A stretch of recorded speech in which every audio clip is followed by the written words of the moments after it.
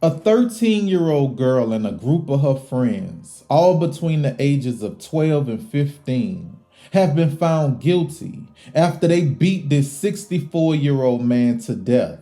And some people are saying justice was served, while others, like myself, we disagree.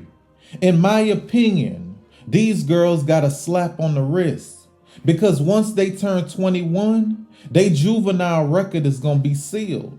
It'll be like this murder never happened. When they go to apply for a job, they not gonna have to explain why they have a felony on their record. And these little girls are vicious. While they beat this man to death, they recorded it. It was like a game to them.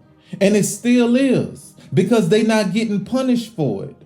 When people who look like me commit crimes like this, they have to pay for it for the rest of their life. This man was disabled and he had cancer, and they showed him no mercy. And this wasn't a quick death. They didn't use a gun or a knife.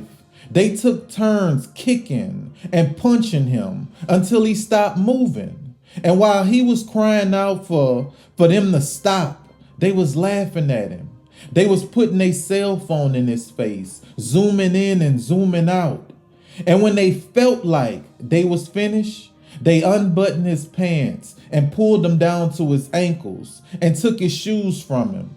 And after they do all that, the mainstream media want me and you to get excited because they gave one of them 7 years inside of a youth detention center.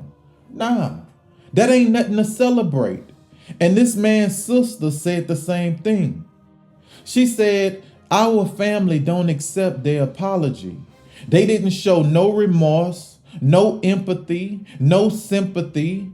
They said they beat him up because they was bored and they didn't have nothing else to do. You could hear one of them on the video say, dang, he leaking bad, y'all. I heard them celebrating after they killed my brother.